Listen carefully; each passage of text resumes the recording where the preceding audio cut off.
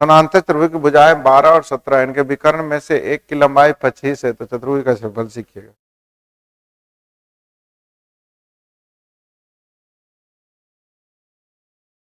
कितना कितना भुजा है? 12,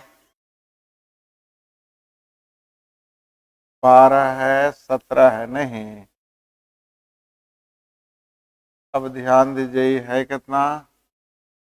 25। तो क्या इस ट्रायंगल का एरिया निकल जाएगा? S into S minus A into S minus B into S minus C, और जितना उसका होगा उतना ही तो का होगा। सही है। समानांतर त्रिभुज के क्षेत्रफल निकालने के 3 ही तरीके हैं। पहला तो अगर विकर्ण दिया रहेगा तो जिसका इतना, इसका एरिया निकाल करके डबल कर देंगे, तरीका नंबर फर्स्ट। तरीके नंबर 2 है कि अगर ऊंचाई दिया रहेगा तो हो जाएगा आधार गुने ऊंचाई। तरीके नंबर 3, अगर ये कोण थीटा दिया रहे तो आप लोग बोल दीजिएगा 17 गुने 12 साइन थीटा। सही है। 3 ही तरीके होता है, तीनों में से जो आपको दिया रहेगा उसके अनुसार से चलिएगा। तो पहले क्या आप निकल जाएगा कि निकाल दें? लगता है चुप हो गए, निकालना ही पड़ेगा। निकल जाएंगे तो चलिए आप जल्दी बोलिए, एस कितना हो गया विद्यार्थी जी? 17, 25, 42 और 12 हो गया 54, 27 आ गया क्या?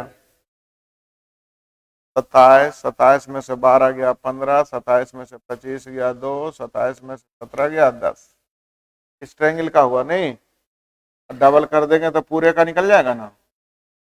तो चलिए 27 को आप लिख सकते हैं 9 गुने 3, 15 को लिख सकते हैं 3 गुने 5, और 2 तो रहेगा ही, 10 को लिख सकते हैं 2 गुने 5 गुने। अब रुकिएगा, 9 का वर्गमूल जल्दी बोलिए 3, 9 का वर्गमूल 3, आगे 10 गुने 10 का वर्गमूल 10, गुने 2 हो गया, 3 तिया 9 दूनी 10, 90 गुने 2 यानी 180। क्या आपको आंसर आ जाएगा? इस एक समचतुर्भुज के विकर्ण 12 और 16 है। समचतुर्भुज के सभी भुजाओं के मध्य बिंदुओं को मिलाने से बनी आकृति का क्षेत्रफल। कोई भी चतुर्भुज रहेगा विद्यार्थी जी, केयर कीजिए, कोई भी चतुर्भुज रहेगा उसके मध्य बिंदु को मिलाने से बने फिगर का क्षेत्रफल जो होगा उसका आधा हो जाएगा। उसका क्या हो जाएगा? आधा हो जाएगा। सही है। तो पहले समचतुर्भुज का क्षेत्रफल होता है 1/2 गुने विकर्णों का गुणनफल यानी 12 गुने 16। ये पूरे का हो गया, और जब मध्य बिंदु को मिला देंगे तो उसका आधा हो जाएगा। उसका क्या हो जाएगा? आधा। सही है।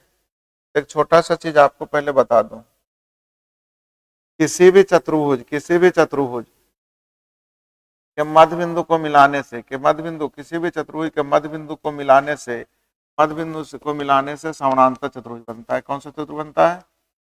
तो मैट्रिक में पूछ सकता है कि चतुर्भुज के मध्य बिंदु को मिलाने से क्या बनेगा? समानांतर चतुर्भुज, है ना। और इसका भी क्षेत्रफल जो होगा मेन चतुर्भुज के क्षेत्रफल का आधा हो जाएगा। क्षेत्रफल क्या हो जाएगा? आधा हो जाएगा। आगे समानांतर चतुर्भुज को मिलाने से भी तो बनेगा फिगर विद्यार्थी, समानांतर चतुर्भुज के मध्य बिंदु को मिलाने से भी बनता है समानांतर चतुर्भुज। क्या बोलता है? समानांतर चतुर्भुज का भी क्षेत्रफल मूल क्षेत्रफल का आधा होगा। आगे विद्यार्थी जी, समानांतर चतुर्भुज के बाद होता है समचतुर्भुज। समचतुर्भुज को मिलाने से, समचतुर्भुज को मध्य बिंदु को मिलाने से बनता है विद्यार्थी जी आयत। क्या बनता है? आयत। आयत का क्षेत्रफल भी मूल क्षेत्रफल का आधा होगा। सही है। आगे आप लोग ध्यान दीजिएगा, आयत को मिलाने से, आयत के मध्य बिंदु को मिलाने से बनता है समचतुर्भुज। क्या बनता है? समचतुर्भुज का भी क्षेत्रफल मूल क्षेत्रफल का आधा होगा। आयत हो गया। अब वर्ग को मिलाने से विद्यार्थी जी, है ना, वर्ग को मिलाने से विद्यार्थी जी वर्ग बन, बगल में लिख लीजिए। समानांतर चतुर्भुज के मध्य बिंदुओं को मिलाने से समांतर चतुर्भुज बनता है, समचतुर्भुज को मिलाने से आयत बनता है, आयत को मिलाने से समचतुर्भुज बनता है, वर्ग को मिलाने से वर्ग।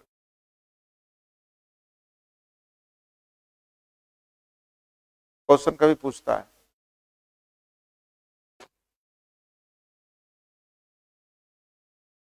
मिटाओ।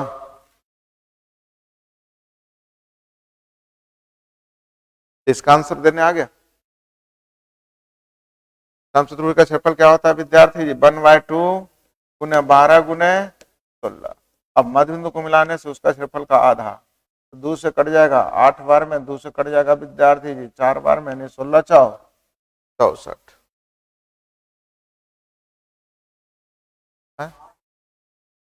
जब गलती काट दिए माफ कीजिए, काट लीजिए, इसमें क्या दिक्कत। 2 से कट जाएगा 8 बार, 2 से कट जाएगा 4 बार में, 12 4 48। निकाल के बना दो, नियम आधे तो सही है, नहीं आधे तो भी निकल जाएंगे।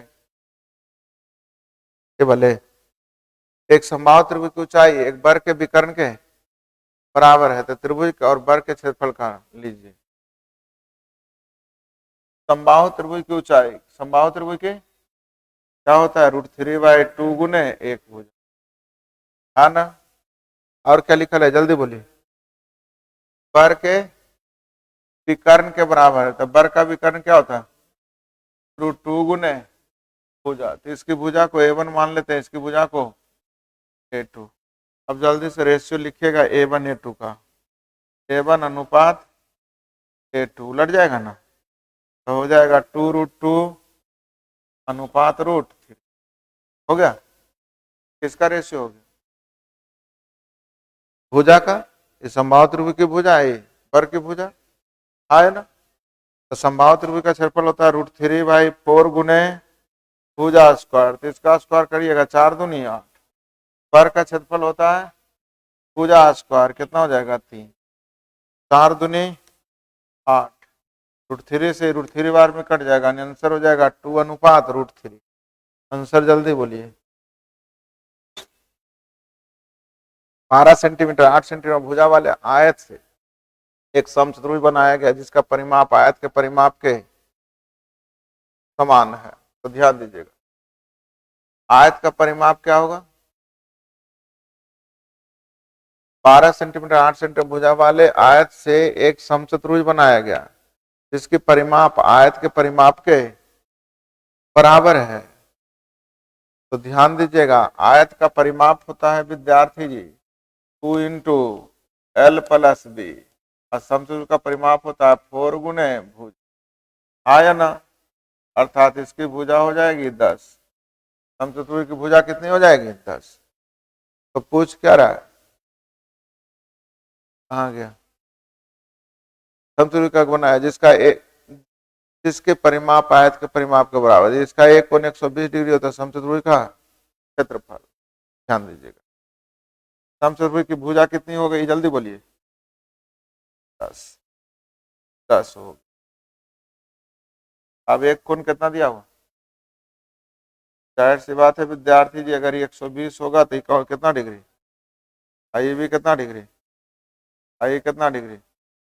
अब कलम रोक लीजिए, अगर इसको हम मिला लें, सही है ना, तो सही है, तो ये कोण कितना कितना हो जाएगा, 60 60 हो जाएगा, कितना डिग्री हो जाएगा, 60 60 होगा। और जब 60 60 होगा तो इसका क्षेत्रफल क्या हो जाएगा, √3/4 गुने भुजा स्क्वायर, 10 का स्क्वायर 100, और जितना इसका होगा उतना ही, तो अर्थात 2 से गुना हो जाएंगे, 2 दूनी 4 और 2 से 50 बार में, नहीं कितना हो जाएगा 50√3 दिया है, देखिए जल्दी बोलिए ना, हाँ या ना। एक चतुर्भुज की दो भुजाएं 16 और 12 है, उनके मध्य का कोण 90 डिग्री। एक अन्य दोनों भुजाएं, उसकी अन्य दोनों भुजाएं 12.5 सेंटीमीटर प्रत्येक है, तो चतुर्भुज के तीनों कोण समकोण, चतुर्भुज का अन्य 3 कोण समकोण नहीं है, तो चतुर्भुज का क्षेत्रफल देखिएगा।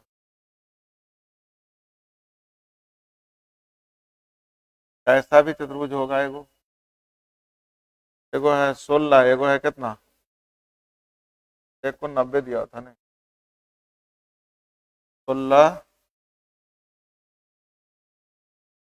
90 है ना, और एक 90 उबे नहीं है, 12.5 ये भी है, 12.5 कैसे नो ये रहा है।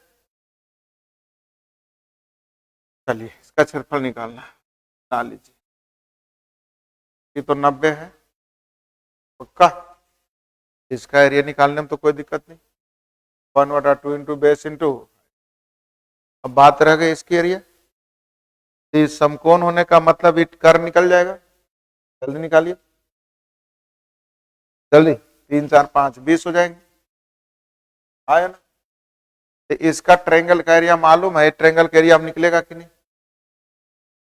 निकलेगा? कैसे? हीरो का फॉर्मूला से भी निकाल सकते हैं, लेकिन हम हीरो के फॉर्मूले लास्ट में लगाते हैं, या एक और फॉर्मूले लगा सकते हैं। पहले ये बताइए इसका एरिया क्या हो गया विद्यार्थी जी? 1/2 गुने 12 गुने 16 अर्थात 96 हो गया, हाँ या ना।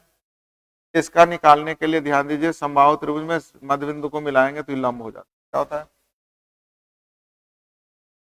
समद्विबाहु त्रिभुज, दो भुजा बराबर है यानी कि आइसोलेस ट्रायंगल है। आइसोलेस ट्रायंगल में शीर्ष से मध्य बिंदु को मिलाने वाली रेखा इस पे लंब होती है, अर्थात ये कितना हो गया? अब 10 हो गया, तो लंब निकालने आएगा, जल्दी बोलिएगा।